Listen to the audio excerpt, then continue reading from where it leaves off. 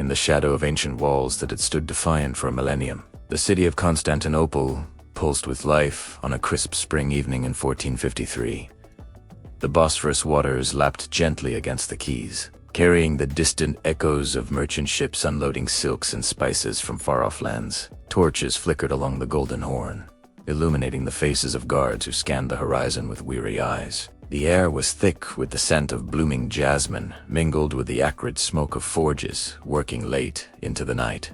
Church bells tolled solemnly from the Hagia Sophia, their resonant peals a reminder of the divine protection that had shielded this last bastion of the Roman world. Yet, beneath this veneer of enduring grandeur, an invisible fracture was widening, one that would soon shatter the foundations of an empire. No one in the bustling streets below could fathom the storm gathering beyond the ramparts, where a young sultan dreamed of conquest. The city, once the envy of the world, stood on the precipice, its fate sealed by centuries of quiet erosion. As the sun dipped below the hills, casting long shadows over marble palaces and humble dwellings alike, the inhabitants retired to their homes, unaware that this night might be among their last in peace. The collapse did not announce itself with thunder. It whispered through the cracks in the stone, patient and inexorable. For over 1,000 years, Constantinople had been the jewel of the Byzantine Empire, a living bridge between East and West, where the legacy of Rome intertwined with the mysteries of the Orient. Founded by Constantine the Great in 330 AD, on the ruins of ancient Byzantium, it rose as Nova Roma, a fortified metropolis designed to withstand the barbarians who had sacked the Eternal City. Its strategic position astride the Bosphorus controlled vital trade routes, funneling wealth from the Silk Road and the Black Sea into its coffers. Massive triple walls, engineered with Roman precision, encircled the city on its landward side, a testament to ingenuity that had repelled Arabs, Avars, and Bulgars alike. The Theodosian walls, with their towering battlements and deep moats, seemed impregnable, guarded by a vigilant Varangian guard of Norse mercenaries. Inside,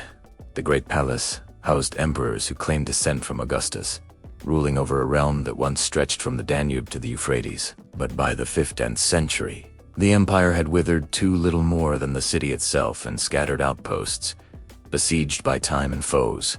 The air within those walls carried the weight of historicos of Justinian's the iconoclastic controversies that tore at the soul of orthodoxy, and the schism with Rome that isolated Byzantium spiritually. Markets hummed with Greek, Armenian, and Venetian tongues, a polyglot symphony underscoring the city's cosmopolitan heart. Yet, the grandeur masked a deepening frailty. As revenues dwindled and armies shrank, leaving the emperor to negotiate alliances with a Europe that viewed Byzantium as a relic, life in Constantinople before the fall unfolded in a rhythm dictated by the sea and the seasons, a blend of opulence and hardship that defined this enduring urban tapestry. Dawn broke with the call to prayer from minarets in the outskirts. Though the city's core remained steadfastly Christian, with monks chanting in candlelit monasteries, fishermen cast nets into the Golden Horn, hauling in shimmering catches of mackerel and anchovies that would feed the teeming population of perhaps 50,000 Solza Shadovits, million strong, a day. Bakers fired ovens with wood from Thrace, filling narrow alleys with the aroma of fresh bread laced with sesame and fennel. In the Forum of Constantine, merchants haggled over bolts of purple-dyed silk, Byzantine monopoly until recently lost to rivals, while jewelers displayed icons encrusted with pearls from the Indian Ocean. Women in flowing stolas hurried to wells, gossiping about court intrigues, as children played with wooden tops in the shade of plane trees. The Hippodrome, once alive with chariot races, now hosted subdued festivals where acrobats and musicians entertained crowds under the watchful eyes of imperial statues. Evenings brought families to modest homes of brick and timber, where oil lamps cast flickering light on frescoes depicting saints and emperors. The sound of waves crashing against the seawalls provided a constant lullaby, interspersed with the occasional bark of watchdogs or the distant horn of a galley. This daily cadence, rooted in tradition, fostered a sense of continuity, yet it concealed the undercurrents of anxiety. Rumors of Ottoman advances whispered in taverns, where wine flowed to dull the edge of uncertainty. Subtle harbingers of doom had been accumulating for decades, invisible to most, but etched into the empire's weakening frame like hairline cracks in a venerable mosaic. The Fourth Crusade in 1204,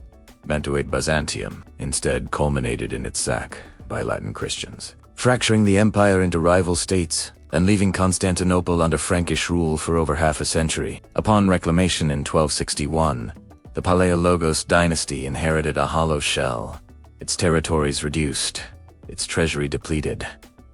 Plagues ravaged the populace. The Black Death of 1347 swept through like a scythe, emptying quarters and silencing workshops, while survivors buried kin in hastily dug pits outside the walls. Economic strangulation tightened as Genoa and Venice dominated trade, extracting concessions that siphoned gold westward. Ottoman Turks, rising from Anatolian obscurity under Osman and his successors, nibbled at Byzantine holdings, first Nicaea in 1331, then Gallipoli in 1354, establishing a European foothold. Murmurs of unease filtered through diplomatic channels.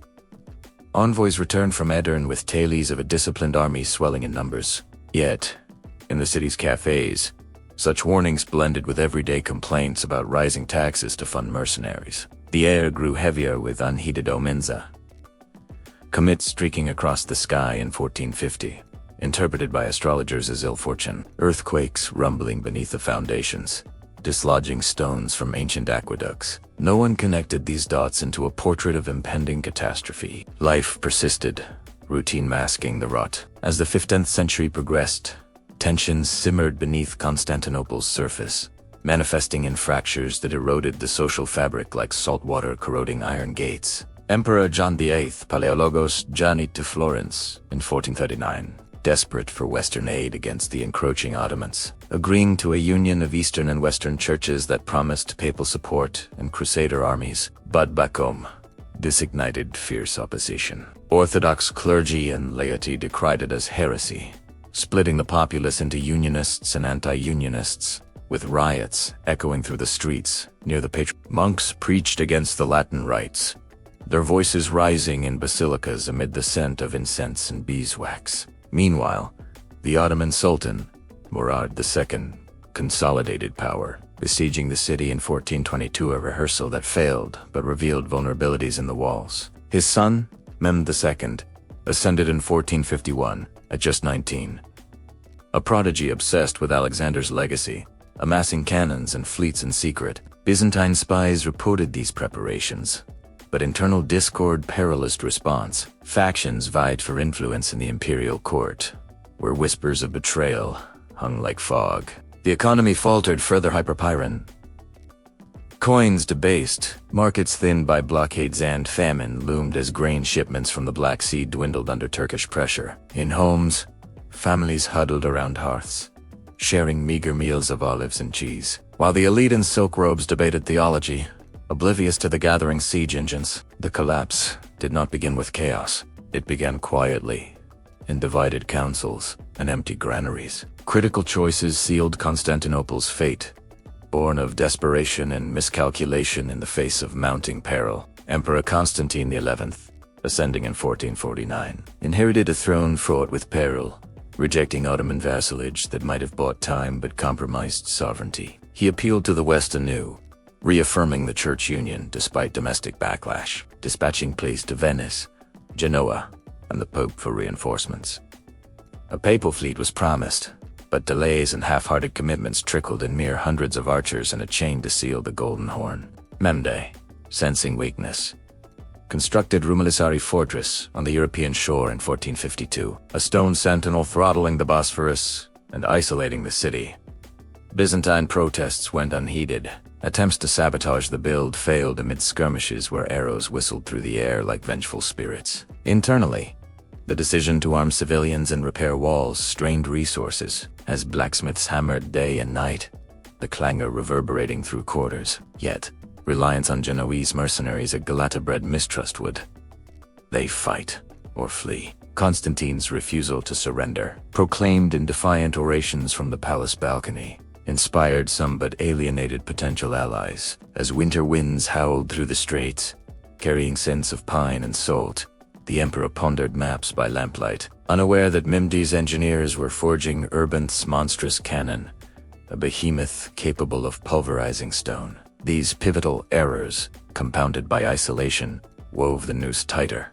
The unraveling commenced not with a roar but a deliberate encirclement, as Mehmed's forces materialized like a dark tide in April 1453. Ottoman banners unfurled across the Thracian plains, 80,000 warriors, janissaries, and feathered helmets, sipahis on steeds, stamping the earth arrayed before the Theodosian walls. The air thickened, with dust from marching feet and the acrid tang of campfires burning olive wood. Inside, Constantine mustered 7,000 defenders, a patchwork of Greeks, Italians, and their armor glinting under a pale moon as they manned towers. The first bombardment shattered the silence. Urban's cannon belched flame, hurling 1,200-pound stones that cracked battlements like eggshells, the thunderous booms echoing across the Marmara Sea. Debris rained down on streets below, mingling with cries of alarm from residents peering from rooftops. Repairs frantic, under cover of night masons hauling timber amid torchlight, could not keep pace. A naval assault on the Golden Horn failed when Byzantine fireships illuminated the waves. But Mehmed's audacious overland portage of 70 galleys bypassed the boom chain, the groan of rollers and oxen straining through the pre-dawn mist. Morale Ebed as Oman's mounted. The Hagia Sophia's dome shrouded in fog, seen as divine abandonment. By the time the signs became clear, it was already too late. Breaches widened, and the city's pulse quickened toward arrhythmia. As the siege ground on for 53 days, the human toll etched itself into the very stones of Constantinople, transforming a vibrant metropolis into a crucible of suffering. Families barricaded in homes heard the relentless pounding of artillery, vibrations shaking pottery from shelves and dust sifting from ceilings like grim snow. Food rations. Dwindled bread turned to sawdust gruel, water fouled by corpses and cisterns leading to hollow-eyed children scavenging in abandoned gardens for withered figs. Wounded soldiers, limbs mangled by grape shot, groaned in makeshift hospitals within monasteries, the air heavy with the metallic scent of blood and herbal poultices. Women and elders joined the defense, hauling baskets of earth to fortify walls under hail of arrows, their hands blistered and raw. Desertions whispered through ranks. Genoese commander Giustiniani held firm until wounded, his retreat signaling despair. Mehmed's ultimatum, surrender or annihilation, echoed on as Constantine rallied with speeches amid the clamor of bells tolling for vigilance. Night assaults brought terror. Turks scaling ladders in darkness, repelled by boiling oil that sizzled on flesh, screams piercing the void. Social bonds frayed hoardings, sparked brawls in markets. Accusations of treason flew like daggers. The once cosmopolitan city contracted into islands of resistance, isolated by ruble-strewn avenues where stray dogs howled over the fallen. Exhaustion claimed more than blades. Sentries nodded off at posts, dreams haunted by the encroaching horde. In the pre-dawn hours of May 29th, the final assault breached the walls, unleashing a torrent of chaos that drowned Constantinople's ancient order. A forgotten postern gate at Kukoporta yawned open, perhaps treachery, perhaps oversight, allowing janissaries to pour through like floodwaters, their curved scimitars flashing in torchlight. Constantine, shedding imperial regalia to fight as a common soldier, vanished amid the melee, his last words lost to the din of clashing steel and war cries. The air filled with acrid gunpowder smoke and the coppery reek of spilled blood as defenders fell back street by street. Barricades of furniture and carts crumbling under the onslaught. Looters rampaged through palaces, shattering mosaics and hauling away relics. The Hagia Sophia, sanctuary, 2000s, saw its doors battered down.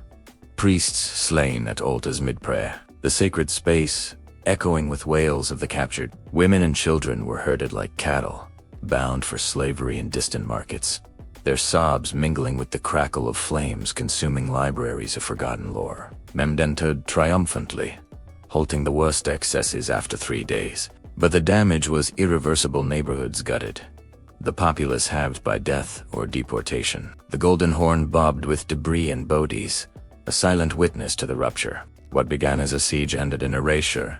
The city's heartbeat stilled. The fall of Constantinople reverberated through history, marking the twilight of the medieval world and the dawn of a new epoch, shaped by gunpowder and ambition. The Ottoman Empire, under Mehmed the Conqueror, absorbed the city as Istanbul, transforming the Hagia Sophia into a mosque with minarets piercing the sky, symbolizing Islamic ascendancy over Christendom. Byzantine scholars fled westward, carrying manuscripts of Plato and Aristotle that ignited the Renaissance, their ideas blooming in Florence and beyond like seeds scattered by wind. Trade routes realigned. The Bosphorus, under Turkish control, choked off Black Sea commerce, spurring Europeans to seek oceanic paths to India. Columbus's voyages, a direct ripple. The end of the Eastern Roman Empire dissolved the last thread to antiquity, fracturing Christendom further and emboldening Muslim expansion into the Balkans. Cultural syncretism emerged.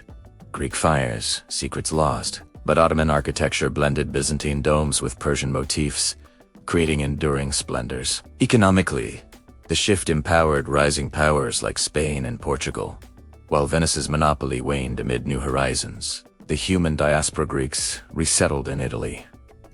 Armenians in trade networks wove threads of resilience into distant fabrics. Yet, the collapse echoed as a cautionary tale. Empires, no matter how fortified, succumbed to internal decay and external pressure. In the aftermath, the echoes of Constantinople's fall lingered like ghosts in the marble halls now silent under new masters. The once mighty walls, pocked with cannon scars, stood as monuments to hubris and impermanence, overgrown with ivy that crept like fingers of time. Survivors scattered across the Mediterranean whispered tales of that fateful Danda. Clamor of battle fading into an uneasy peace punctuated by muezzin calls. The Bosphorus flowed onward, indifferent to the empires it had nurtured and drowned, its waters reflecting stars that had witnessed countless rises and falls. This rupture reshaped civilizations, proving that no bastion is eternal, no vigilance perpetuum. As the dust settled, the world turned, carrying forward lessons etched in blood and stone, a haunting reminder that collapse is woven into the tapestry of history itself.